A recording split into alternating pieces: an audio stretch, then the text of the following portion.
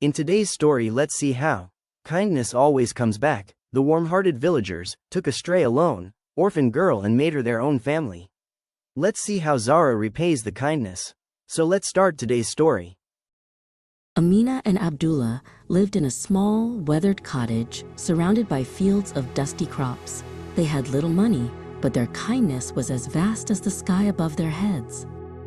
Every day, Abdullah worked hard in the soil, and Amina carefully counted their meager harvest. Even if we are poor, Abdullah, Amina would say, we always have enough love to share. One evening, as the sun dipped low, Amina went to check the lone apple tree behind the shed. She gasped. A small, thin figure was clinging to a low branch, quickly biting into a ripe red apple. The girl scrambled down, dropping the apple core. Her eyes were wide with fear, and her clothes were torn. "Wait, child," Amina called gently. "You must be hungry. Come, we have supper." But the girl didn't trust her. She disappeared into the twilight woods as quickly as a startled deer. Amina sighed, picking up the half-eaten apple. "I hope she finds her way home." A few days later, a shy tapping sounded on the cottage door. Standing there was the same small girl. She held out 2 speckled eggs in her cupped hands, her head bowed. I paid for the apples," she whispered. Amina smiled warmly and took the eggs. "They are beautiful, dear one, but I will only accept this payment if you stay for dinner. We have stew tonight." That night, they learned the girl had no home and no family. Over steaming bowls of simple food, Amina and Abdullah knew their hearts had room for one more. They named her Zahra, which means shining. Zahra's life changed. They were still poor, but Zahra never went hungry. Amina cooked nourishing meals, and Abdullah told her wonderful stories under the moonlight. Their little home was full of love, which was the greatest wealth of all. But when Zahra started school, the other children noticed her worn shoes and patched up clothes. They whispered and pointed during recess. "Look at her boots, they're hand-me-downs," one girl scoffed. Zahra felt a knot of shame tighten in her stomach.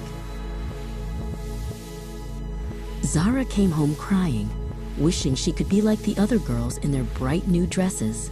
Amina sat Zahra down in the warm kitchen light.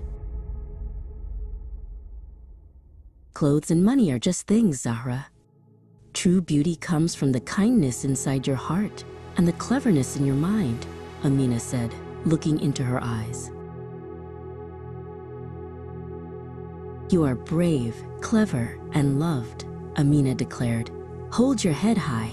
You shine brighter than any store-bought dress." Zahra listened, feeling a spark of confidence ignite within her. Zahra took those words to heart. She worked harder than anyone. She focused on her lessons, read every book she could find, and soon became the brightest student in the whole school. Years flew by.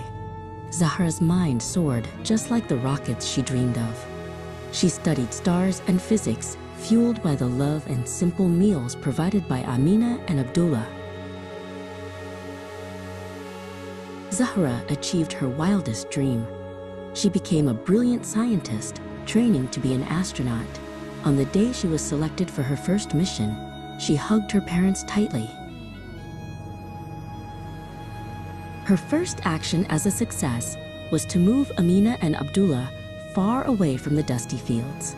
She bought them a beautiful, sturdy house in the shining city. Zahra met many new people in the city, fancy friends who didn't understand her simple upbringing. "Darling," one friend sniffed, "now that you're famous, shouldn't you send those old farmers back to the village? They are not real family." "They are not those old farmers," Zahra stated, her voice firm and ringing clear. "They are my parents. They gave me everything when I had nothing but hunger and fear. I will stay with them forever and take care of them, just as they took care of a hungry little girl." Kindness always comes home. Thank you for listening to the story. Stay tuned for more. Don't forget to subscribe and show your support to the channel.